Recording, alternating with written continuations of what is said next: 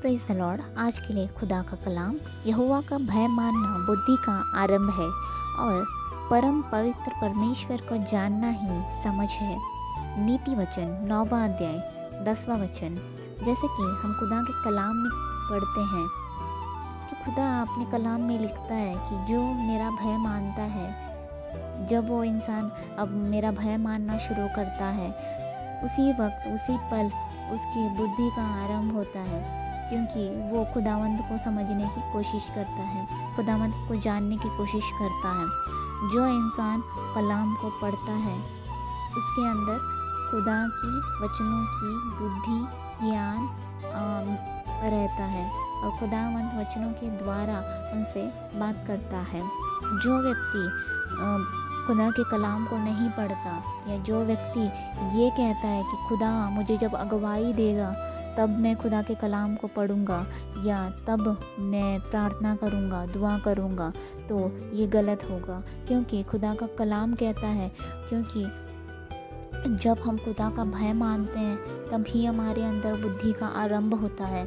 जब हम खुदा का भय मानते हैं तब भी हम खुदा के वचन को पढ़ सकते हैं, समझने की कोशिश कर सकते हैं, एक दूसरे के लिए प्रार्थना कर सकते हैं, कलाम को बांटने की कोशिश करते हैं। जब हमारे अंदर खुदा का भय नहीं होता तब हम खुदा के हर एक कार्य से दूर भागते हैं। अगर हमारे अंदर पवित्रता ही है तो हम खुदा के मार्ग पे चलने की कोशिश करते हैं। अगर हमारे अंदर पवित्रता ही नहीं है, खुदा के वचनों पे हम चलने की कोशिश नहीं कर रहे हैं, खुदा के वचन से हम दूर हो चुके हैं, खुदा के वचन को हम जानना नहीं चाहते हैं, तो आपके अंदर किसी भी प्रकार की बुद्धि नहीं है और पवित्रता ही तो आप खो चुके हैं। तो जैसे कि खुदा का कलाम कहता है, बुद्धि का आरंभ जो है उनका भय मानने से होता है।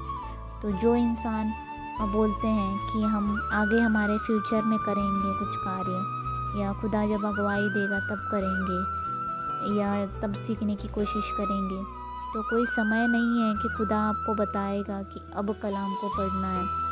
24 घंटे में आप कभी भी खुदा के कलाम को पढ़ सकते हैं, खुदावंद से बातें कर सकते हैं, एक दूसरे के लिए दुआ कर सकते हैं। ऐसा कोई ठराविक टाइम नहीं होता है कि इसी टाइम में करना है।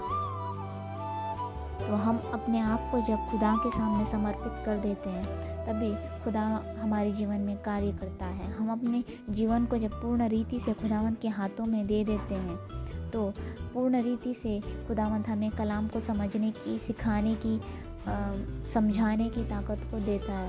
तो खुदा के भय में बने रहो, पवित्र रहो, अपने आप को पवित्र रखो, क्योंकि खुदा पवित्र है और वो चाहता है कि हम भी पवित्र बने रहे और उनके कलाम में हमेशा ही चलते